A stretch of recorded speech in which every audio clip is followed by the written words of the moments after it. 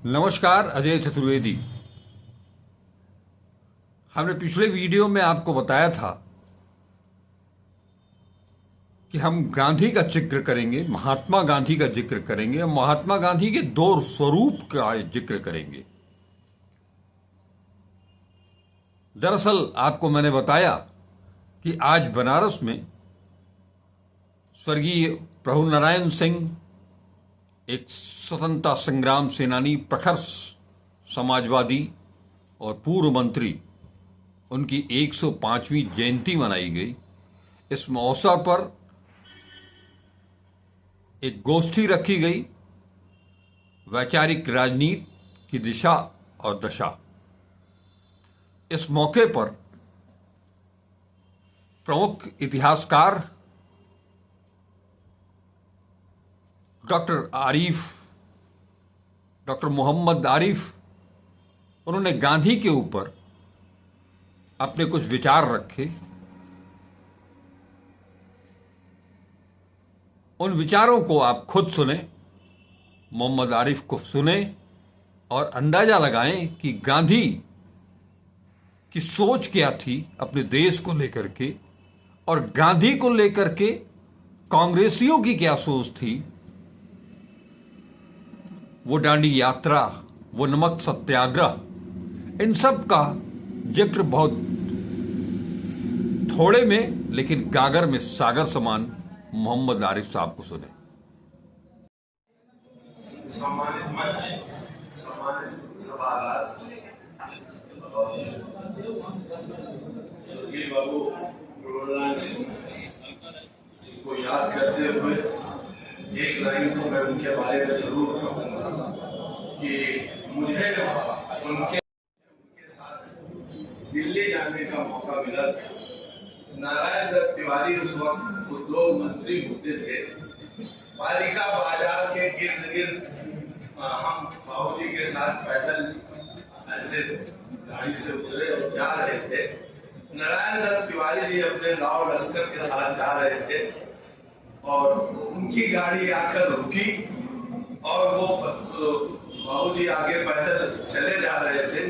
वो पैदल पीछे पीछे बाबूजी के आए और उनसे कहा, करे आप यहाँ कैसे चल रहे हैं, आइए। और उनको अपने साथ जो है बैठाया और हमसे कहा कि आप यहीं रुके रहिए और अभी आपको यहाँ से कोई से मंगवा।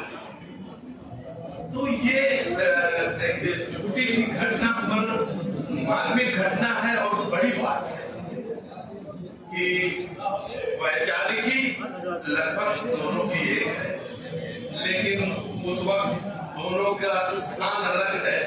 लेकिन महत्व जो स्थान में बाबूजी का था, उस महत्व को मैंने वहां देखा कि किस तरह वो उनको उन्होंने सम्मान दिया। आप सब बात करेंगे सब लोग साथ में। और गांधीयन वैल्यू की जब हम बात करते हैं, मुझे ब्रिटिश गांधी थे और इस घटना को मैं जब याद करता हूँ तो मुझे एक बात याद आती है कि गांधी जी को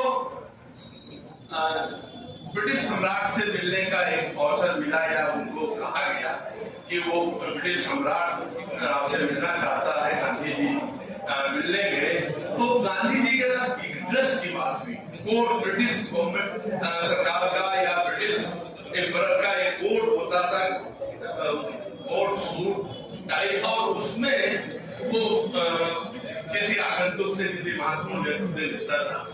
गांधी जी से प्राइम मिनिस्टर, ब्रिटेन के प्राइम मिनिस्टर ने कहा, और उनका जो पूरा पोर्टफोलियो था उसने कहा कि आपको भी उस कोर्ट में जाकर मिलना होगा।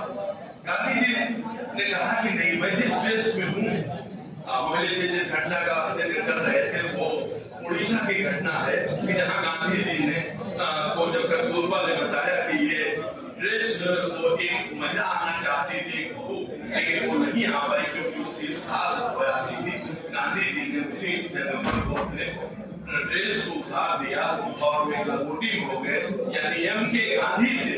और वो महत्व वो गांधी बनारस में जब गांधी जी आए थे तो गांधी जी एम के गांधी आए थे पहली बार 1916 में, और बाद में हम लोग जो गांधी को देखते हैं तो गांधी जी को देखते हैं, गांधी जी को।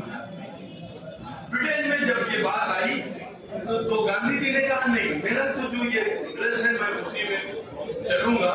बहुत जद्दोजहद हुआ, बहुत बातचीत हुई और बहुत बातचीत के बाद गांधी जी नहीं माने तो ब्रिटिश फौरन ने उनको अलाउ कर दिया कि आप इसी ड्रेस में जाएं। उसी ड्रेस में गांधी जी वहां पहुंचे।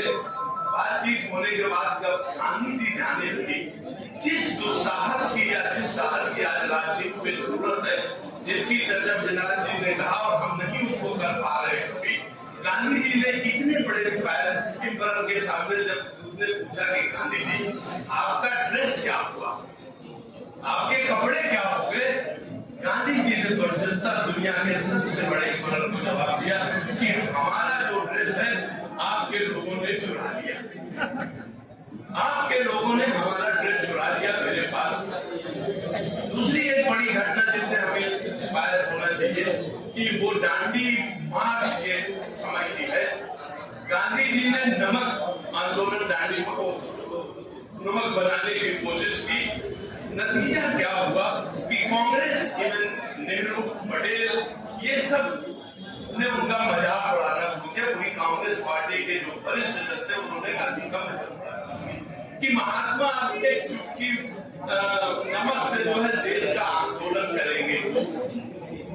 कुछ साथी उनके साथ चले, केवल कांग्रेस पार्टी मजाक उड़ा रही थी, लेकिन महात्मा चले एक चुटकी नमक बनाने के लिए। और जब वहां से चले और जब ये उनका मार्च समाप्त होता है तो लाखों के लाखों लोग वहां से निकल कर आए और वो गांधी के पीछे चले। एक चुटकी नमक आंदोलन इतना बड़ा आंदोलन बन गया और वहीं से देश में आजादी के आंदोलन की दशा और दिशा दोनों बदल गए। ये गांधी हुए, इसकी आज जरूरत है कि गांधी का वो वक्त हम मूल्यांकन करें कि हमारे मूवमेंट में आंदोलन, हमें आज जरूरत है क्या हम वो वक्त उठा पा रहे हैं या हम में से कोई ऐसा व्यक्तित्व सामने है जो वो वक्त उठा पाए और एक बड़ी जमात के साथ चले। आज इसकी जरूरत है। गांधी ने आखिरी समय अपने का, गांधी और नेहरू से ज्यादा विवाद, लिखित विवाद, रिकॉर्डेड विवाद शायद किसी के बीच में नहीं। पत्राचार गांधी के पढ़ने, नेहरू की पॉलिसी से 1936 से लेकर 47 तक गांधी सबसे ज्यादा असहमत है, सबसे ज्यादा असहमत है। लेकिन गांधी से जब बात ये होती है कि आजादी के बाद क्या होगा, और जब नेहरू को प्राइम मिनिस्टर बनाने की गांधी बात करते हैं कि नेहरू प्राइम मिनिस्टर बनेंगे, तो गांधी से हुआ कि क्यों? गांधी ने कहा मेरे मरने के बाद यही नेहरू मेरी बोली बोलेगा। गांधी की दृष्टि देखें, इतने विरोध के बाद तो कहते हैं कि ये यही हमारी बोली बोलेगा।